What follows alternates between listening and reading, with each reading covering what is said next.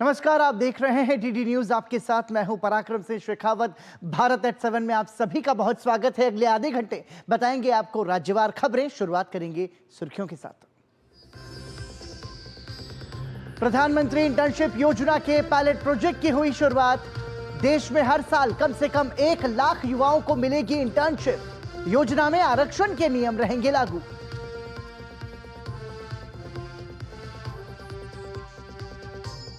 हरियाणा विधानसभा चुनाव के लिए थमा चुनाव प्रचार। हरियाणा के 2 करोड़ से अधिक मतदाता, कुल 1031 उम्मीदवारों के भाग्य का 5 अक्टूबर को करेंगे फैसला।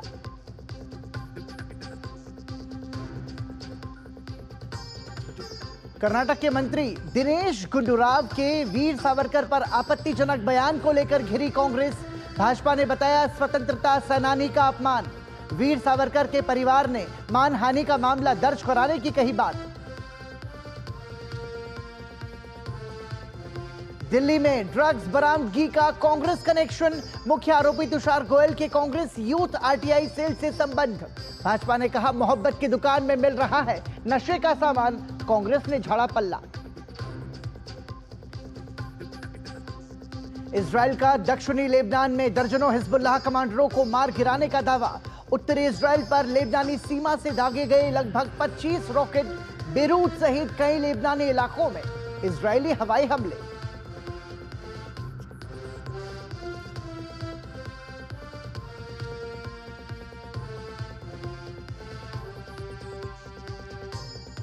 और आपको बता दें कि मां शैलपुत्री की आराधना के साथ शारदीय नवरात्रि की शुरुआत हुई है। घरों में कलश स्थापना हुई है और जय माता दी के जयकारों से मंदिर भी गुंजायमान रहे हैं। और इसी के साथ आपको भारत एट 7 में आगे बढ़ने से पहले एक बड़ी खबर आपको बता दें कि भारत ने अंतर्राष्ट्रीय धार्मिक स्वतंत्रता पर अमेरिकी आयोग की रिपोर्ट को पक्षपातपूर्ण और राजनीतिक एजेंडे से प्रेरित बताते हुए इसे खारिज कर दिया है और आयोग को सलाह दी है कि उसे अमेरिका के भीतर मानवाधिकारों के मुद्दों पर ध्यान केंद्रित करना चाहिए। अंतर्राष्ट्रीय धार्मिक स्वतंत्रता पर अमेरिकी आयोग की रिपोर्ट में भारत पर देश के अपडेट के संबंध में मीडिया के सवालों के जवाब में विदेश मंत्रालय के प्रवक्ता रणधीर जायसवाल ने जो कहा उसमें आयोग की रिपोर्ट पर हमारे विचार सर्वविदित हैं। ये एक राजनीतिक एजेंडा वाला एक पक्षपाती संगठन है। ये तथ्यों को गलत तरीके से पेश करना और भारत के बारे में एक प्रेरित कहानी को बढ़ावा देना जारी रखता है। तो ये बातें उन्होंने कही है। सीधा रुख करेंगे हमारे सहयोगी अमृतपाल का। अमृतपाल, देखिए जो बातें अब सामने निकल करके आ रही हैं, भारत ने अमेरिकी आयोग की रिपोर्ट को खारिज कर दिया है। इस पूरे मामले को हम भारत के लिहाज से कैसे समझ सकते हैं? देखिए, सिर्फ खारिज नहीं किया, बड़ा एंग्रीली रिटॉर्ट किया है। अगर आप स्टेटमेंट देखें विदेश मंत्रालय की तो वो कहते हैं दिस रिपोर्ट इज मैलिशियस। ये पक्षपात करती है, ये मोटिवेटेड रिपोर्ट है, ये एक मोटिवेटेड नैरेटिव सेट करना चाहती है। ये कह रहे हैं कि ये उस वो कमीशन है उनकी स्टेट गवर्नमेंट का, उसी पर सवाल उठाते हुए कहा है कि ये एक बायस्ड ऑर्गेनाइजेशन है और ये एक मोटिवेटेड नैरेटिव को पेडल करती है। दूसरा, उन्होंने उनको सलाह भी दे डाली कि आप अपने मानवाधिकारों का यूनाइटेड स्टेट्स ऑफ अमेरिका में मानवाधिकारों का ख्याल रखें, हमें ना बताएं हमें क्या करना है। तो क्लियरली एक डिप्लोमेटिक लैंग्वेज में ऐसी सख्त जो अल्फाज है वो कम ही यूज़ किए जाते हैं। भारत और अमेरिका का एक अच्छा रिश्ता है, दोस्ताना रिश्ता है। अभी प्रधानमंत्री वहाँ के दौरे से लौटे हैं। तो अगर इतनी सख्त जो तल्ख अल्फाज में भारत ने इसको रिएक्ट किया है तो भारत ने रिजेक्ट भी किया और एंग्रीली रिटॉर्ट बैक भी किया है। एक तरह का गुस्सा भी जताया है कि आप यहाँ भारत इसको भारतीय इनफैक्ट अगर आप देखें कि कल जब डॉक्टर जयशंकर विदेश मंत्री वहाँ थे, जब ये रिपोर्ट रिलीज हुई, उन्होंने कहा that democracies have a limit, they should understand that, and if you comment on me and think that's okay, I remember that I can comment back on you. तो कि अगर आप मेरे पे ये लगाएंगे, तनकीद करेंगे, तो मैं भी आप पे तनकीद कर सकता हूं। तो काफ़ी सख्त अल्फाज से इस पूरी रिपोर्ट को खारिज किया है। जी, लेकिन अमृतपाल, भारत को जो आपत्ति है उसको हम कैसे समझ सकते हैं? क्योंकि देखिए, हम अमेरिका से हमारे संबंध बेहतर रहे हैं और ऐसा बहुत कम देखने को मिलता है, लेकिन इस बार जो भारत ने इतनी सख्त प्रतिक्रिया दी है तो वो रणनीतिक उसका किस तरीके का संदेश अमेरिका को जाता है भारत की तरफ से? देखें, खास नहीं होना, इसका कोई फर्क नहीं पड़ना, क्योंकि ये पहली बार नहीं है जब उनकी रिलीजियस फ्रीडम कमीशन, ये उनकी जो उनका विदेश मंत्रालय है उसका एक कमीशन है, वो हर साल ये एनुअल रिपोर्ट निकालते हैं। इंडिया को टेक्निकली उसको कहते हैं कंट्री ऑफ पर्टिकुलर कंसर्न, तो उनकी कैटेगराइजेशन हैं। तो भारत में उनका कहना है कि जो आपकी माइनॉरिटीज़ हैं उनको रिलीजियस फ्रीडम नहीं है, ये उनका स्टेटेड स्टैंड है,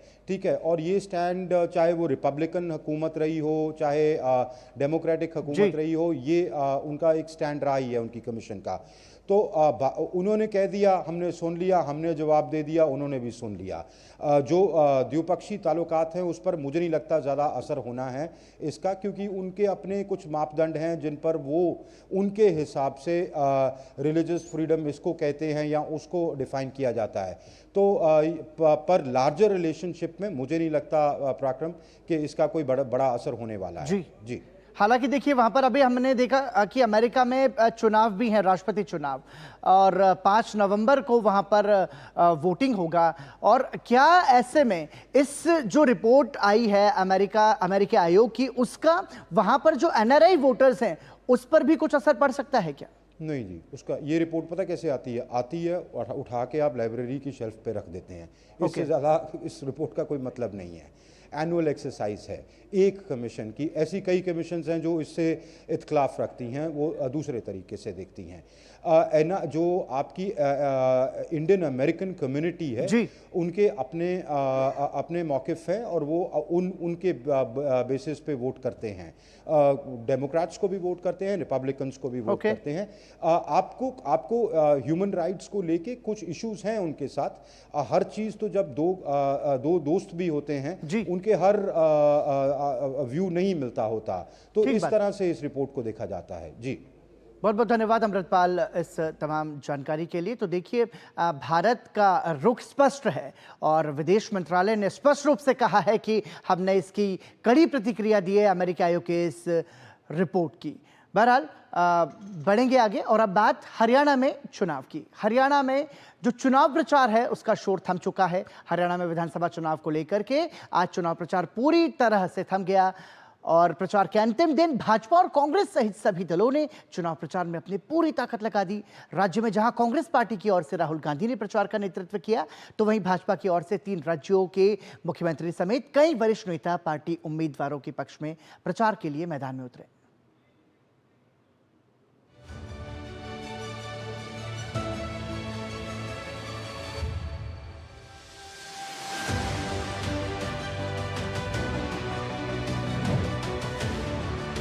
हरियाणा में आज थम गया प्रचार का शोर।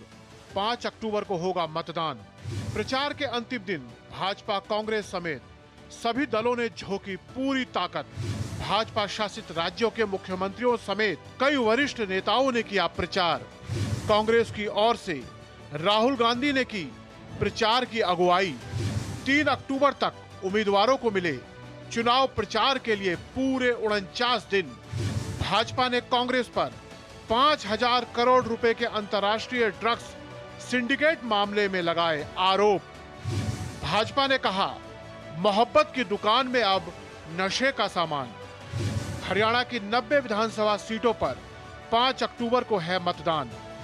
हरियाणा में मतदान के लिए बनाए गए 20,629 पोलिंग बूथ।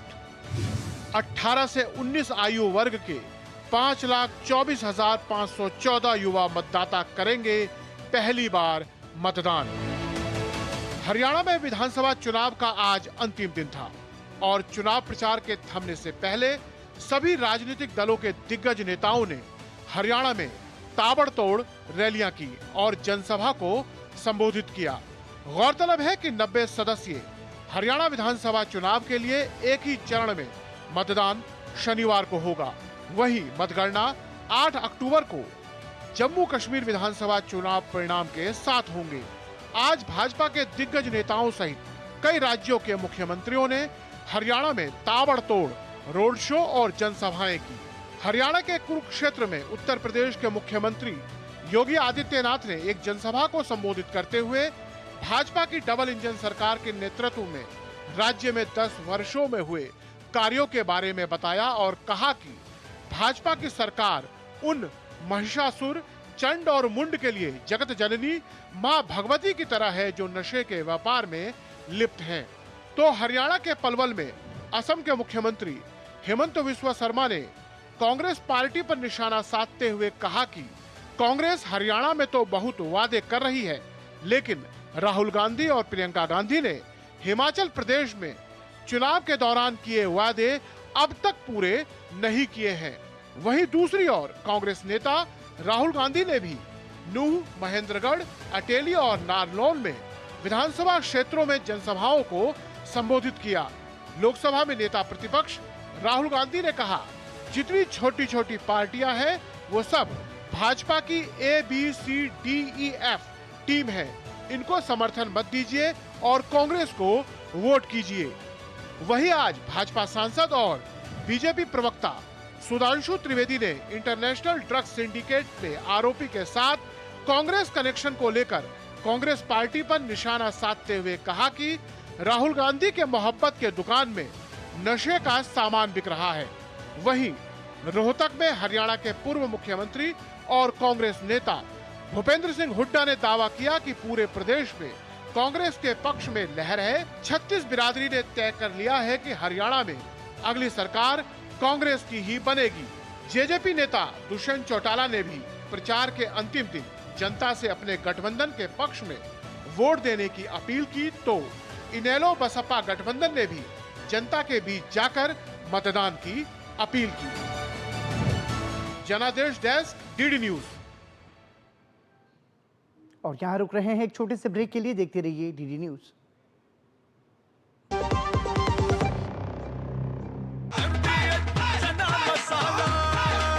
अब छोलिया हो या लोबिया, सफेद चने या काले चने, सब कुछ मजेदार बने। सारी छुर्रियाँ भर देती हैं, दीवार हमवार कर देती हैं। तो पुट्टी भर ले, हाँ पुट्टी भर ले। वंडर वॉल पुट्टी दे एक परफेक्ट फिनिश। हाथ धोकर आते हैं। साबुन की जगह हैंड वॉश। मोहन का प्रमोशन हो गया क्या? सैवलॉन हैंड वॉश तो हमारा रोज का है। सिर्फ 10 रुपए में 200 ml हैंड वॉश बनाओ। Savlon powder to gel hand wash, germ से बचाए, शान बढ़ाए। बेटियां घर की रौनक हैं। बेटियां घर संवारती हैं। बेटियां पीढ़ियां सजाती हैं। बेटियां घर की बुनियाद कहलाती हैं। बेटियों को सलाम करता है मोंगिया स्टील, स्टील का बादशाह।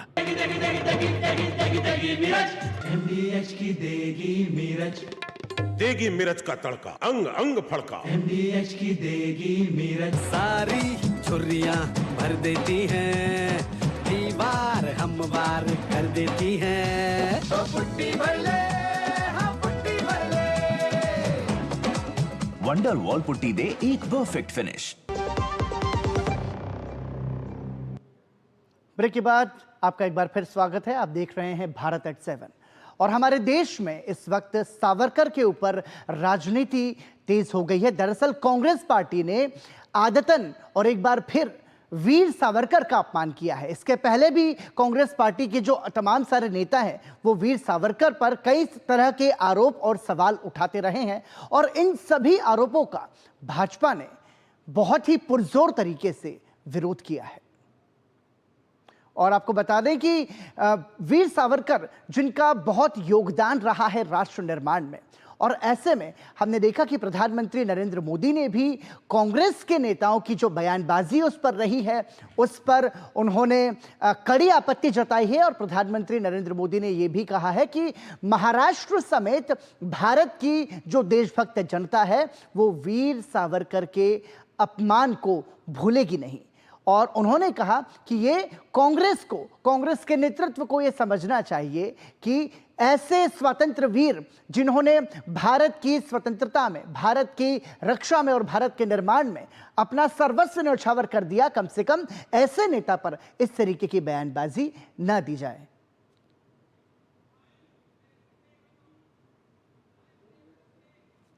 कांग्रेस की परंपरा है कि झूठे आरोप सावरकर पे करते रहे, वीर सावरकर की बदनामी करे, क्योंकि कांग्रेस ने असली इतिहास दबाया है, सशस्त्र क्रांति का इतिहास दबाया है। वो सिर्फ यही कहते हैं कि गांधी नेहरू ने आज़ादी दिलाई, और अगर नेहरू ने आज़ादी दिलाई तो नेहरू का वंश ही सत्ता पे रहे। और जब आज सच सामने आ रहा है, वीर सावरकर का त्याग बलिदान जब सामने आ रहा है, तो उनके बारे में ये विभिन्न बातें की जा रही है। सावरकर जी एक गोरक्षा अधिवेशन के अध्यक्ष भी थे। तो ये अत्यंत सरासर झूठ बात है और इसके विरुद्ध हम केस करने वाले हैं। अभी दूसरी बात है कि राहुल गांधी, आज तक राहुल गांधी ये स्टेटमेंट करते थे। राहुल गांधी के ऊपर पुणे में एक केस हुई, समन्स निकला है, नासिक में केस हुई, वहीं पे भी वही हुआ है। और मैंने मुंबई में केस की थी 2 साल पहले, अभी पुलिस ने रिपोर्ट दिया, अभी यहाँ पे भी मुझे अपेक्षा है कि उनके समन्स निकलेगा। और अब बात दिल्ली की। दिल्ली में 5,600 करोड़ रुपए की ड्रग्स बरामदगी पर अब राजनीति तेज हो गई है। भारतीय जनता पार्टी ने आरोप लगाया है कि ड्रग्स की बरामदगी के साथ पकड़े गए किंगपिन तुषार गोयल का कांग्रेस पार्टी से कनेक्शन है। दिल्ली में 5600 करोड़ रुपए की ड्रग्स बरामदगी पर अब राजनीति भी तेज हो गई है। भाजपा ने आरोप लगाया है कि ड्रग्स की बरामदगी के साथ पकड़े गए किंगपिन तुषार गोयल का रिश्ता कांग्रेस पार्टी से है। भाजपा प्रवक्ता सुधांशु त्रिवेदी ने राहुल गांधी पर तंज कसा और कहा कि उनकी दुकान में अब नशे का सामान भी मिलने लगा है। 5,600 करोड़ रुपए की ड्रग्स पकड़ी गई है। और यह भी बता दूं, 14 से 22 के बीच में हमारी सरकार ने 22,000 करोड़ रुपए की ड्रग्स पकड़ी। उससे अधिक चिंता की बात यह है कि इसका जो मुख्य आरोपी है, जो किंगपिन है, जिसका नाम तुषार गोयल है, जिसका डिक्की गोयल के नाम से सोशल मीडिया अकाउंट है, वो इंडियन यूथ कांग्रेस के आरटीआई सेल का चीफ है। बहुत गंभीर बात है। यानी अब यह बात साफ हो रही है कि राहुल गांधी की मोहब्बत की दुकान में अभी तक नफरत के सामान तो दिख रहे थे, अब नशे का सामान भी मिलने लगा है। और यह बात हम आपके समक्ष केवल आरोप लगाने के लिए नहीं कह रहे हैं। हमारे पास वो इंडियन यूथ कांग्रेस के में मुख्य आरोपी तुषार गोयल का अपॉइंटमेंट लेटर है।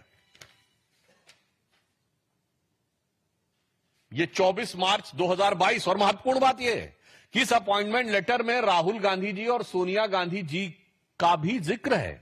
दूसरी ओर कांग्रेस इस मामले में सफाई देती नजर आई। यूथ कांग्रेस के मीडिया प्रभारी वरुण पांडे ने कहा कि तुषार गोयल को साल 2022 में ही पार्टी विरोधी गतिविधियों के चलते निष्कासित कर दिया गया था। जिसका नाम सुधांशु त्रिवेदी जी ले रहे हैं, उनको हमारे संगठन से 17 अक्टूबर 2022 को ही निष्कासित किया जा चुका है, क्योंकि वो एंटी पार्टी एक्टिविटीज़ में इन्वॉल्व थे। उनके जो कार्य थे वो संगठन को सही नहीं लगते थे, इसलिए उनका एक्सपल्शन लेटर मेरे सामने है, जिसकी मैं कॉपी भी आपको दिखाना चाहता हूँ। उनको 17 अक्टूबर को हमारी पार्टी से हर एक विभाग से निष्कासित किया जा चुका है।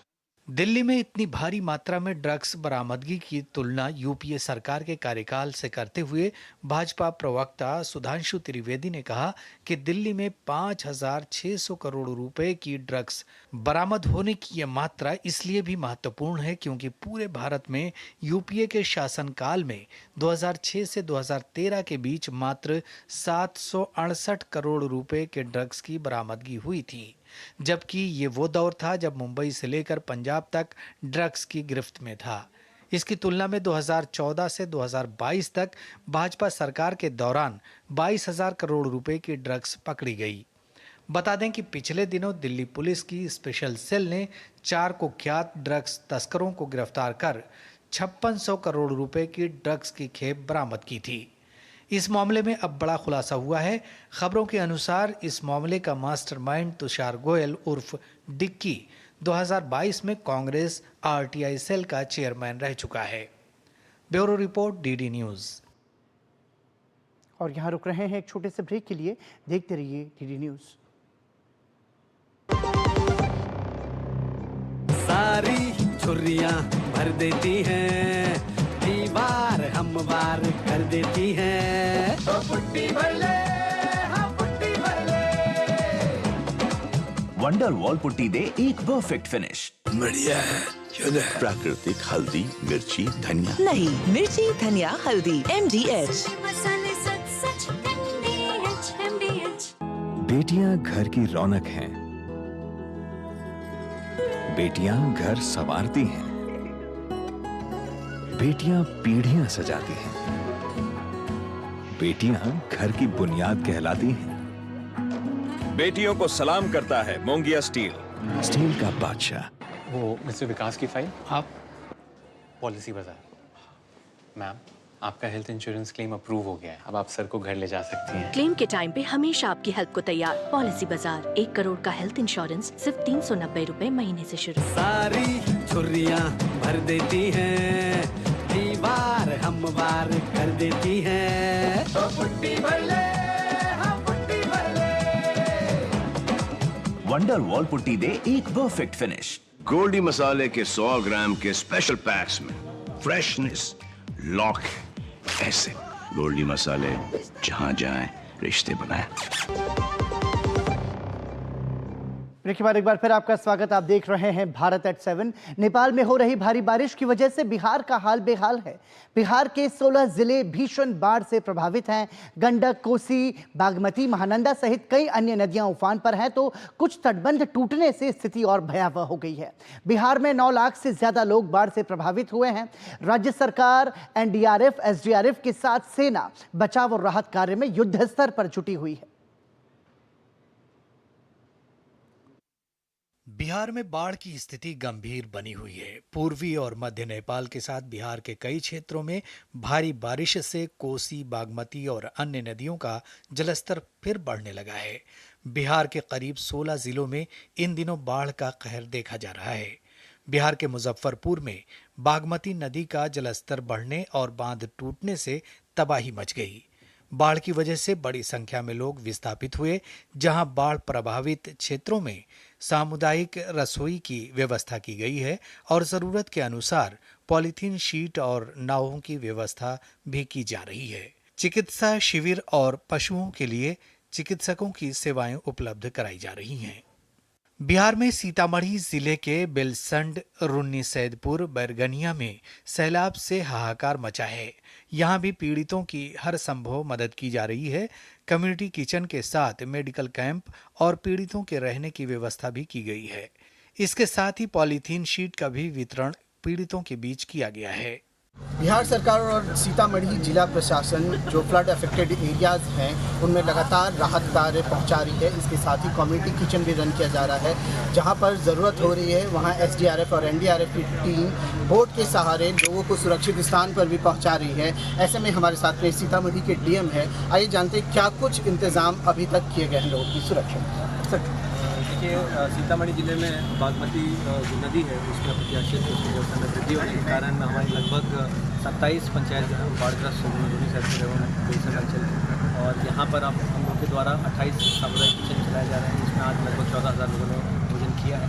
साथ ही हम लोगों ने सूखा राशन का लगभग 13,500 पैकेट का वितरण किया है और लगभग 6,000 पॉलीथीन शीट का वितरण किया है। और साथ ही साथ विभिन्न पंचायतों में अभी हम लोग पशु चारा वितरण, चापाकल गाड़ने की व्यवस्था, शौचालय एवं मेडिकल कैंप की भी व्यवस्था की जा रही है। जो भी मकान ढह गए हैं या लोगों की कैजुअलिटी हुई है या फसल की जो बर्बादी है उसके लिए क्या? अभी देखिए, जहाँ तक फसल और पशु क्षति की बात है तो अभी पशुपालन और कृषि जो विभाग की टीम है उनको दोनों अंचलों में हम लोगों ने रिक्रूट कर दिया है। इसका जो आकलन है वो पैरेलल में करते जा रहे हैं और जहाँ तक जान माल की क्षति है अभी तक हमारी जानकारी में कोई बाढ़ से इमीडिएटली कोई। और इसी के साथ ही भारत एट 7 में अभी के लिए इतना ही। दीजिए अनुमति, नमस्कार।